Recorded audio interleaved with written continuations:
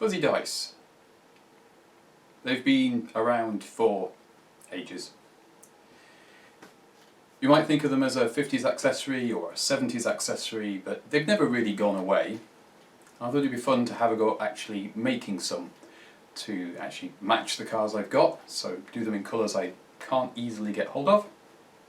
I'll talk you through what materials you need, how to make them, and how to adjust them so they actually fit your car properly. You can of course use these in any application, it doesn't have to be a car, but that's where you traditionally find them. Please don't forget to like and comment and subscribe and all that YouTubey stuff. It does help the channel grow. And without further ado, let's get into it, and so you can see how to make your very own set of these. Here we go then. These are the materials and the tools that you will need to make some fuzzy dice. The most important item is probably the felt. You'll need 2 sheets in contrasting colours. So, for example, if you wanted pink dice with orange dots, you'll need 1 sheet of each. There is a way of actually saving materials. If you're making 2 pairs of dice, you still only need 2 sheets. We'll get onto that later. This is A4 sized. It's available in most craft stores and online variously. It's not very expensive stuff. You can use other fabrics. You can use fur or velvet, but the felt's going to be a lot easier to work with, so that's what we'll start with. You will need some varnish. It needs to be a clear varnish, and a satin is better, but if you can't get that, then gloss will do. A good sharp pair of scissors, some sewing needles, some pins, some cord of some description. You can use elastic or paracord. I'm using a cotton thread. This is a DMC thread. There's various different kinds available. You want something that's not as thick as a shoelace, but not as thin as embroidery thread. Have an experiment if you're not sure what's going to work. You'll want some good glue. I'm using Yoo-Hoo brand here because that's very good on absorbent surfaces like this. You can use PVA, although that will take quite a bit longer to dry. Or, if you're smart, you can buy some self-adhesive felt dots and just use those instead, rather than making your own. A hammer will be required, as will some hollow hole punches. These are usually for leatherworking or making gaskets, but they are ideal for our purposes here. I bought a full set because I don't have one, and now I do. We're using a 10mm punch on this one. That's what your hammer's for as well. Obviously you'll want a ruler or something to measure your squares out with for the dice, and a cloud, or as it's more commonly known, polyester wadding, which you will need for filling the dice. You don't need a lot of this. You can actually buy this in small quantities, or you can take it out of stuffed toys or cushions or that sort of thing. So you can salvage this out of something else that's worn out and repurpose it. And of course you will need a cutting mat. If you've been smart and you've bought some dots, you can ignore this part. I wasn't smart. I forgot that you could buy dots, so I went to the trouble of learning how to make my own and how best to do that. Slight caveat, I did need a set of these, so it was as good an excuse as any to get myself a set and try it out. I'll have to take you off the tripod just to give you a closer look at what's going on here. So these dots here are my samples, and this shows you how they got better as I was experimenting and finding out what worked best. When I've used these punches before, I have used them on a wooden block, and I've never had any real problems with that. However, this time I was finding, possibly because of the grain in this wood being quite coarse, that it was cutting on 2 sides and leaving the middle joined. So that meant having to hand cut each one out, which left them very fuzzy, and you can see they're not very crisp. So they're not ideal, but of course I ended up punching a lot out because I thought that it would just cut them. So I just went bop, bop, bop, bop, bop, and then have a load of dots that I can't really use.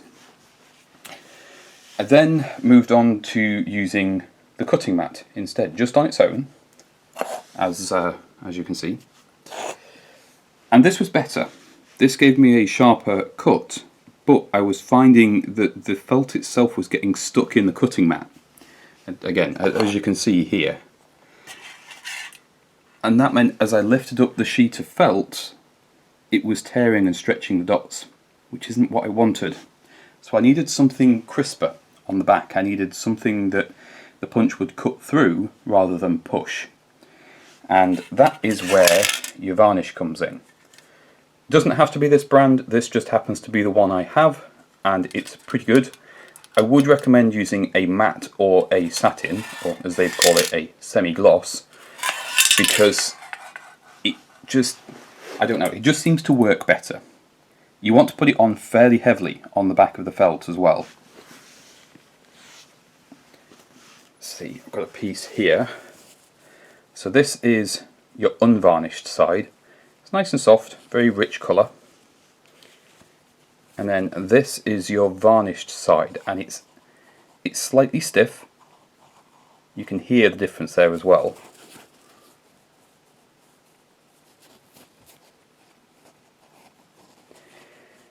And that was enough. Putting a coat of varnish on one side of this stopped the felt getting stuck in the board, and it made these really nice crisp dots. Occasionally you might find one little spot that just needs a trim with the scissors to pull it out, but that seems to be the best method. Let's make a whole bunch of dots. Enough dots to do 2 dice, looking like so much pepperoni. If you're not sure if you've made enough and you don't want to count them, this layout is ideal. So you've got 1 and 6, 2 and 5, 3 and 4, and so on. As soon as you've got them laid out and it makes these 2 triangles, you know you've got enough for 2 dice, because each one of these triangles is how many dots you need for 1 die. This also shows you the layout on your dice. If you're unfamiliar with numbering dice, you've got 6 sides, and each opposing side adds up to 7. So the side that has 1 on, the opposite side on the dice will have 6. And then the side with 2 will have 5. As long as you work around your dice and put the 1 on and then the 6, the 2 on and then the 5, your last spaces will have to be the 3 and the 4. When I'm working on projects like this, I often switch between imperial and metric. It's just how my brain works. These are my mock-up fuzzy dice. They're just pinned together. These help me set the proportions and work out what actually fit in the car. I didn't have a set of fuzzy dice to actually pattern from. You probably don't either. So this is the way you do it. I learned that each face of the dice should be 2.5 inches square, which is about 64 millimeters, or 6.5 centimeters almost. You need 12 of each square, and then the string that's between them, this will change depending on what car you're putting it in. We'll come to that later and I'll explain how we work that out. But for now, ignore the string, look at the pretty dice. Well, they're not yet, but you know what I mean. The advantage here is I can show you how you lay out on the fabric a little bit easier than drawing a grid, because this will show up better on camera. Let's see how this lays out then.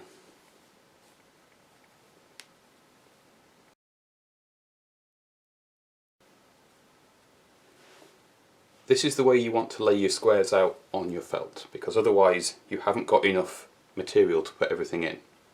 4 along the long edge, 3 along the short edge, and obviously without the gaps. This is just to show you how you lay it out. For marking the fabric, take your ruler. It doesn't matter whether it's a clear one or a solid one, any ruler will do. And you lay the ruler on the fabric, ideally at an edge, so it would be over here. And you find out where your 2.5 inch mark is and put a mark in with your pen at each one. And work your way across the fabric until you have your grid done, and then you can join all your lines up, and that's your cutting lines. It doesn't matter if you have pen marks on the felt, because the edges of the felt will be all hidden inside the dice, so they won't show through. 168 dots later, we are ready to make some dice. If you're just using 2 sheets and you've picked contrasting colours, then you'll end up with these 2 here. The card these are destined for, I'm not sure if I want burgundy with cream dots or cream with burgundy dots, so I'm making both. This one is destined for the princess, and this one's destined for Pat because he likes things that are orange and black. I had some black felt left over from some other projects, which is where that's come from. I didn't want to put orange dots on pink dice in this instance, but you certainly can if you want to. Next job is to sew these up. It's nice and straightforward. You can do these by hand if you don't have a sewing machine, or if you prefer. I'm going to use a sewing machine, and I'll show you the process of putting these together.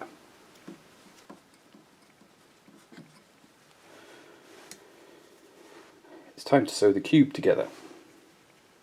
One thing to be aware of is if you have any ink lines, like I do here where I made a little mistake, make sure that's on the inside when you sew everything together. And yes, I did make the same mistake on every single piece.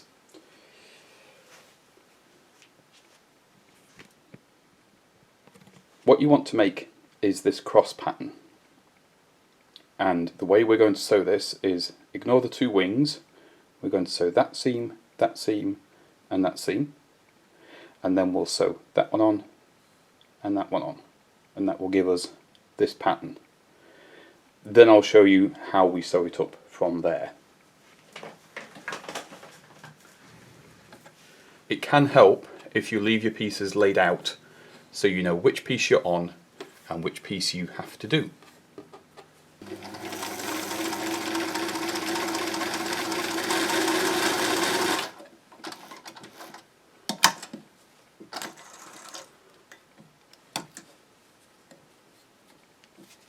So we have our main piece there, and now we sew the 2 wings on.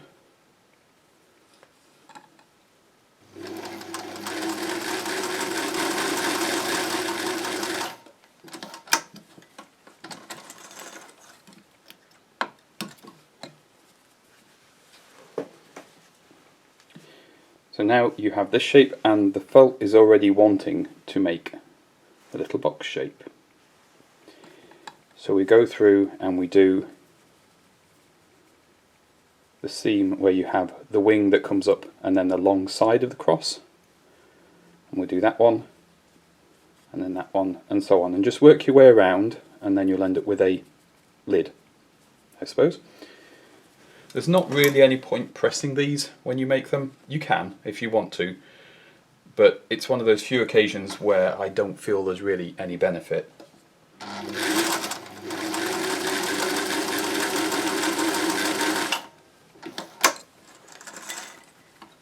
Make sure as well as you go round that all of your points get pushed out, because you don't want them getting stuck on this side. So just make sure that when you go round, all of your points stick out properly. I should mention as well, I have bothered to thread match on this.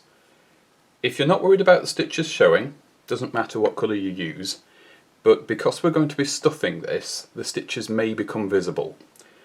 So I've just made sure that I've picked my closest match. Just makes them look a little bit more professional, even though this is basically cheap tack.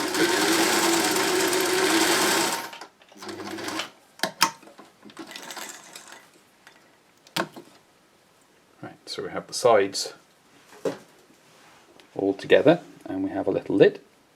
So now we do 2 of these, but you need to leave one side open because we've got to get the stuffing in and we've got to turn the whole thing inside out from where it is now. So just do 2 of your remaining sides and remember to leave one side open. There you have it, one little cube. This side is where we'll put the stuffing in, but first it's where we're going to turn the cube inside out, or rather right way out, because we've sewn it inside out. Now be careful with felt because it does like to stretch. So when you're pushing all the corners out, don't try and push too hard on everything because you'll stretch out the shape. And this being a fuzzy dice, it doesn't matter if your edges are soft. It doesn't really matter how pristine your corners are. You can actually be a little bit lazy, which is always nice with a project. There we go. I shall sew the other one up and then we shall get these full of fluff. Now that you've turned all your cubes the right way out, the next thing you need to do is put your cloud inside them.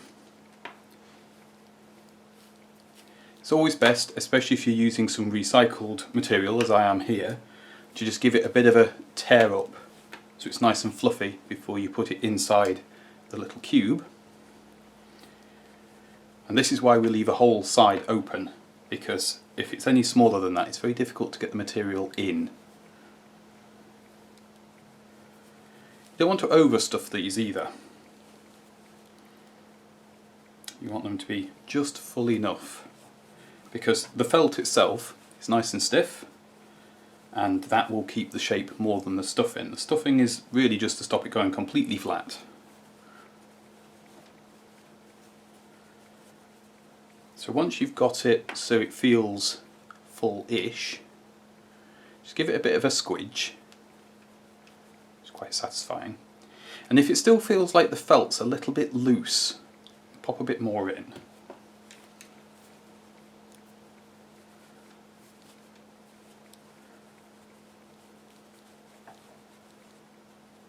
There we go, that feels better.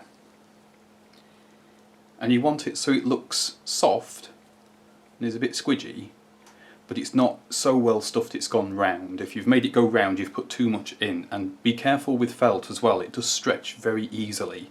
So if you do overstuff it or overstretch it, you can't really get it back to its original shape.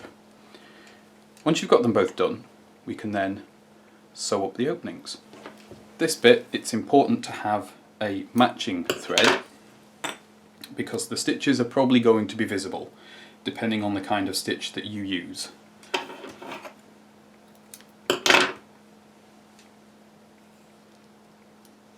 There's fluff everywhere now. I'm going to use a blanket stitch on these, and I'm starting by threading the 2 loose ends of my thread through the eye of the needle so I have a loop on the other end which I'll go through to tie on. And you want to pick up away from the edge, and the same on the other side. So as you sew, this raw edge here will actually disappear into the cube. And pick up your loop, and that ties you on and gets you started. If you want a really beautiful finish, then you can fold these 2 edges in and do a blind stitch along the edge. I honestly wouldn't bother. A blanket stitch will be perfectly fine. All you do for that, you pick up and pick up on your needle, and before you pull the thread tight, go back through the loop and then pull that tight like that, and you can see it pulls all the fabric inside and you just end up with this little line of stitches. But it won't really be that visible when this is in the car or wherever else you end up hanging these.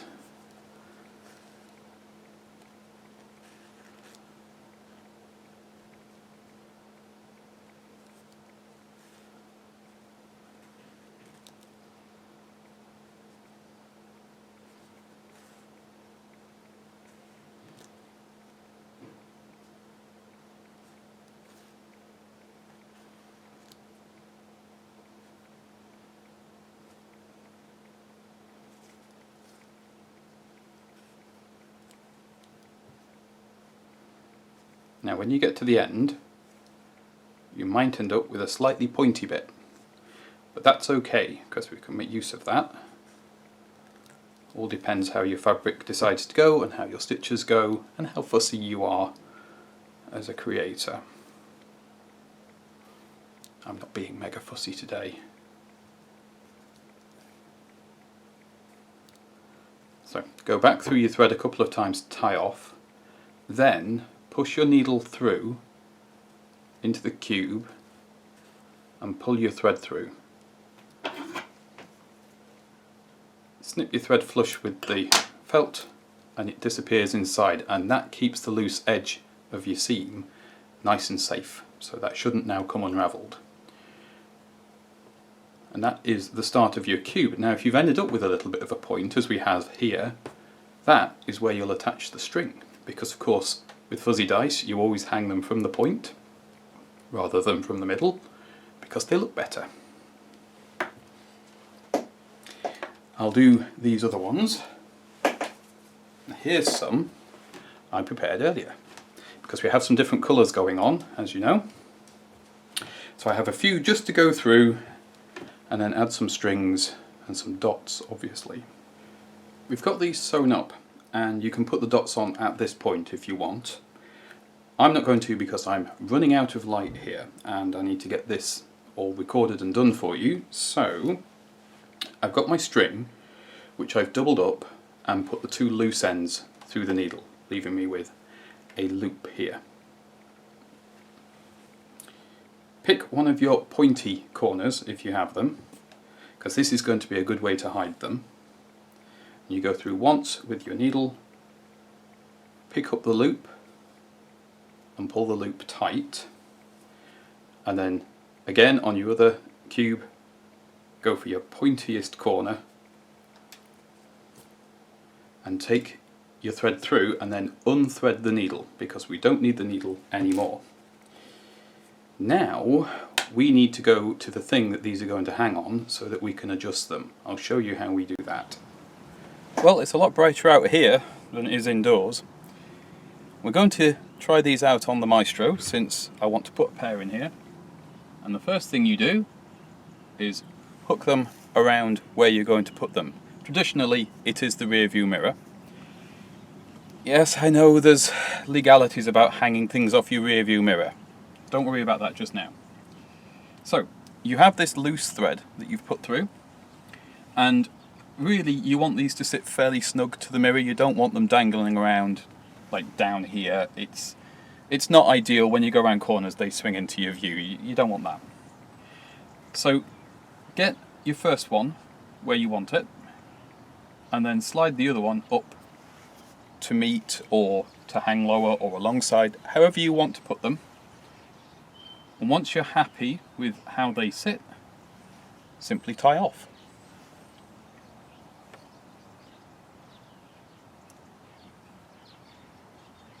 And just keep an eye that they're not readjusting themselves as you do this. It's just a simple shoelace type knot, not a bow, and I do it 3 times and that makes it nice and secure. You'll then trim this excess off, and that is your fuzzy dice in place, which do look ever so slightly like cubes of potato. Let's go and stick some dots on them. Things are getting a little bit messy in here, as is the way of these craft projects. It is time to put some dots on these. I'm going to do those that look suspiciously like pepperonis.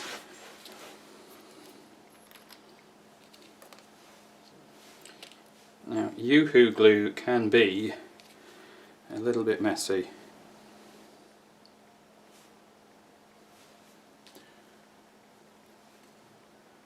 Start simple by putting my number 1s on.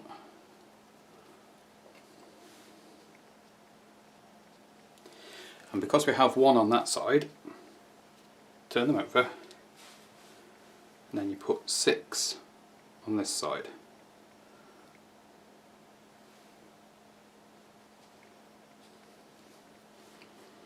Also, make sure that you put in the Yoo-Hoo glue on the side of the felt that you varnished, because it will look better and it should stick better. The felt also helps you because felt likes to stick to itself. If you're using sticky back dots that are pre-made, this might be quicker depending on how easy the backing is to get off the ones you've bought. The level of perfection you go for is entirely up to you. Because it's me, I'm going to go for good enough. Because as we all know, good enough is good enough. Now we've done our sixes, turn them both over, and we want to do the 2. Now I know there are some rules about which side adjacent numbers are, but I'm not going to worry about that for now, because as long as your opposing sides add up to 7, they will look just fine. And 2 from 7 is 5. This is about as advanced as I get with maths.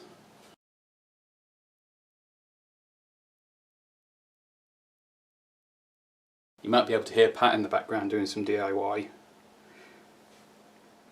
I shan't apologise for it, because it means I'm not doing it.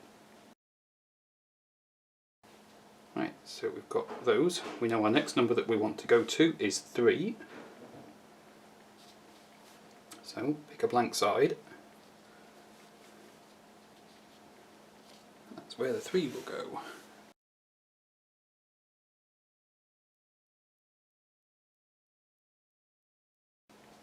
Now we have one blank side left.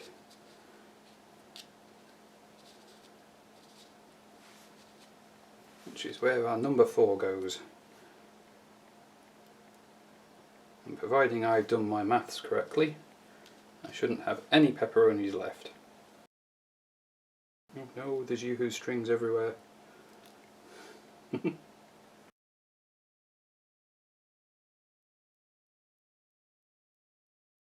we go, that's the last one. And now we have 2 little dice. I'll set these aside to dry and then they can go in the car. I've still got a lot of dots to do, but before I run out of light today, let's get the pepperoni dice. They really do look like pepperoni stuck on a piece of potato. Or maybe it's just because it's nearly food time here, so I'm feeling peckish. And there we go, there's some fuzzy dice. They're fairly easy to make, they're not expensive to put together, and you can do them pretty much in any colour you can get hold of felt. Also, you don't have to use felt for your dots. You could sew buttons on, you could use sequins, beads, little charms, anything you fancy really. Have fun with it. Now, I think we should put these in Pat's van. Yeah, I think these will be just the ticket in Pat's van. They'll look great hanging from the rearview mirror. You know, they'll look great hanging from here. Yeah. Yeah.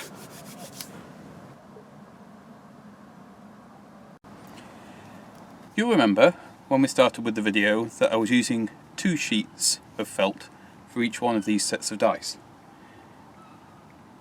So of course, I made a reverse pair. I'm actually going to use the red ones with the cream dots in this car. I think they're going to look slightly better than the white ones with the pepperami. Let's swap those over.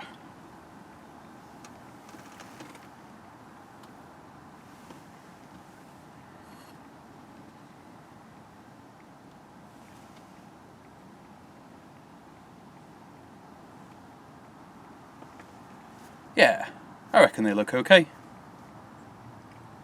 Hope you have fun with this little project. It's a nice, quick and easy one. Yeah, buying fuzzy dice is easier and it's quicker, but this is a bit more personal.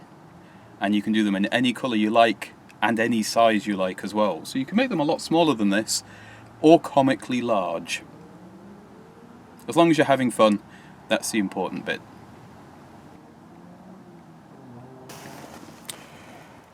Do you know what?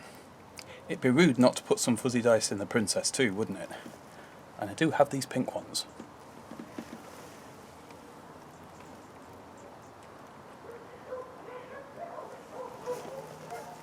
Super.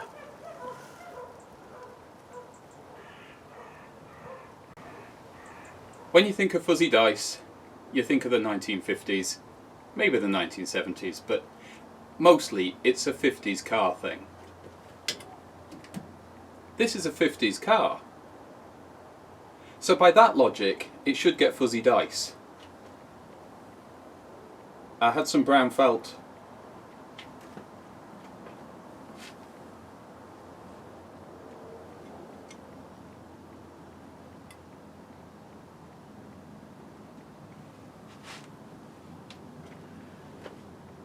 It's only right and proper, really, when you look at it that way.